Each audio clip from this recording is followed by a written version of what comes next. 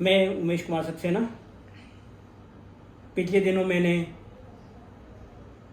चित्रकला के कुछ विषय में बात करी थी और आज हम बात करने वाले हैं टेक्सचर के विषय में, क्योंकि चित्रकला में टेक्सचर एक बहुत महत्वपूर्ण उसका रोल होता है।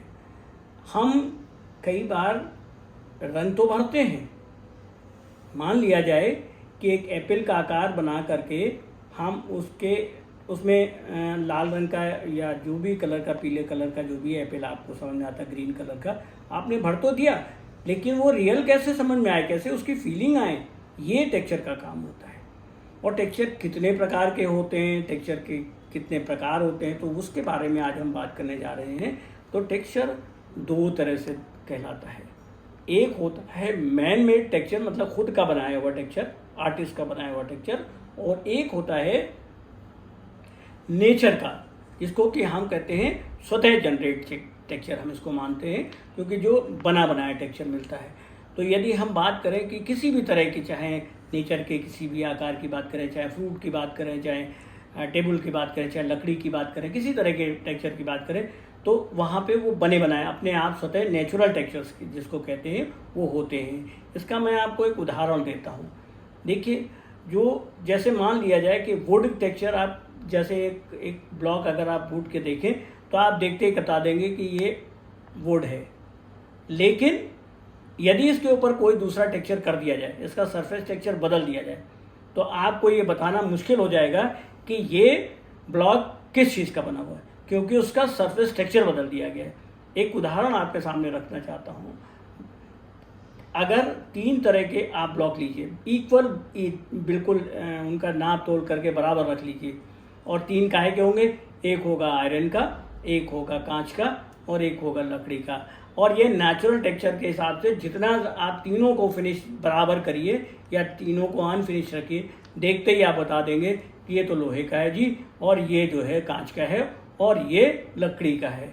बिकॉज ऑफ उनका जो नेचुरल टेक्सचर है वो उसको डिफाइन करता है। आप कहेंगे ऐसा नहीं है, तो मैं आपको इसके अगली स्टेप बताने जा रहा हूँ।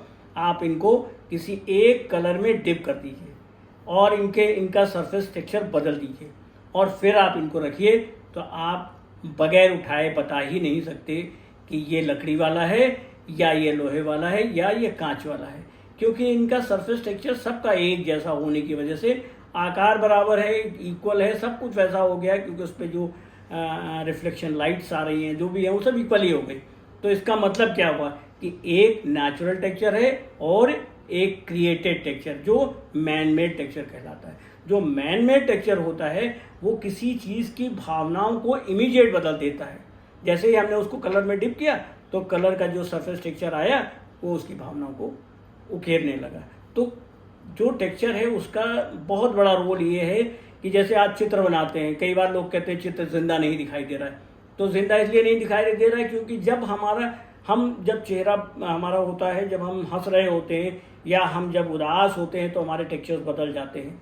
यदि हम आप किसी के चित्र देखें या आप किसी को यूं ही देखें, तो जैसे आप बहुत उदास हैं तो आपके चेहरे की चमक गायब होती है, आप बहुत खुश हैं तो आपके चेहरे की चमक, तो ये है सरफेस टेक्सचर बदलते रहते हैं, तो वहाँ भावनाएं बदलती नजर आती हैं। आप कुछ ना बोले, स्टिल बैठे रहें, तब भी आपको पता लगने लग जाएगा कि आज मामला कुछ गड़बड़ है, आज उमेश जी का मूड बदला हुआ है। बिकॉज ऑफ उनका जो स्किन का सरफेस टेक्सचर में चेंजेस आने लगे हैं, इसकी वजह से वो भावनाएं बदलने लगती हैं। तो टेक्सचर का बहुत बड़ा रोल होता है पेंटिंग में भी।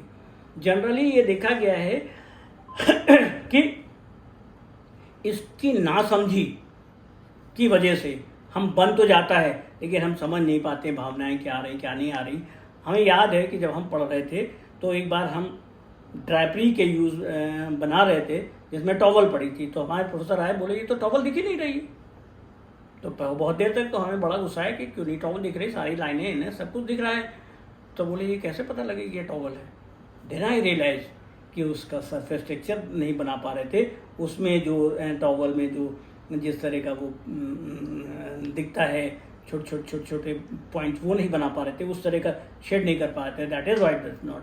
तो इसलिए पेंटिंग में सरफेस टेक्सचर बहुत ज़रूरी काम है, जिसको करना है। अगर आप दो आकार कोई बनाएं, और दोनों को अलग अलग मूड में पेंट करें तो देखेंगे कि वहाँ वो टेक्सचर चेंज होते नज़र आएंगे। ये एक साइंस है जिसमें क्या होता है कि एक मूड में किसी आकार को आपने येलो कलर से भरा है और दूसरे मूड में उसी आकार को किसी दूसरे मूड में भरा है, तो वो जो साइंस है वो उसके सरफेस टेक्सचर को बदल देती है, और सरफेस टेक्सचर को बदल देती तो वहाँ दिखाई देने लगता है कि ये तो कुछ और है, ये कुछ और है, लेकिन लगा दोनों में एक ही कलर है। तो कई बार हम दावा भी करते हैं कि हम एक रेड कलर लें, एक आप रेड कलर लें, एक कैनवस हम आपको दे दें, एक हम उतना ही बड़ा कैनवस हम पेंट करें, और तो पकड़े जाएंगे कि ये उमेश कुमार सक्सेना ने किया है और ये मजीद ने किया है, बिकॉज ऑफ उनका सरफेस टेक्सचर कैसे बना। हम जान रहे हैं कि हमको प्लेन करना है, कितना भी हम जान करके उसके टेक्सचर को प्लेन करें, लेकिन आपकी जो धड़कने हैं वो उसमें इंक्लूड होने लगता है। सीरियसली देखिए, अगर आप मशीनीकरण से करेंगे तब तो मैं नहीं बात करता, लेकिन अगर आप वास्तविक रूप से बहुत तन्मयता से उसको करेंगे तो आपकी जो धड़कने हैं वो वहाँ पे आने लग जाएंगी और वहाँ का सरफेस टेक्सचर बदलने लगेगा।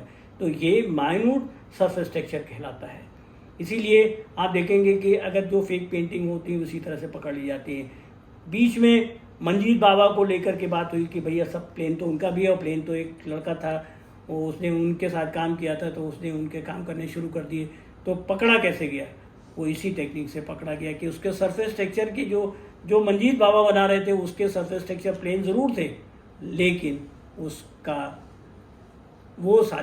उसमें जो फीलिंग थी वो बहुत डिफरेंट थी। दैट इज़ वाई वो पकड़ लिया गया। तो सरफेस टेक्सचर का जो काम होता है, जो टेक्सचर का रोल होता है पेंटिंग में, बहुत महत्वपूर्ण होता है। इसको विद्यार्थियों को समझने की ज़रूरत है कि टेक्सचर एक बहुत बड़ा रोल प्ले करती है पेंटिंग में। आप कुछ भी बना लें और ऐसे ही आप यूं ही उसमें कुछ रंग भर दें, उसका बात नहीं है, क्योंकि रंग भरते समय आपके ब्रशेस को जिधर घुमाएंगे एक नया टेक्सचर क्रिएट होगा, और उन टेक्सचर को मैनेज करना ही आपकी एक जिसको कला कहते हैं वो कहलाएगी। आज टेक्सचर को लेके बहुत सारा काम हो रहा है। मेरे कई शो हो चुके हैं टेक्सचर को लेकर के।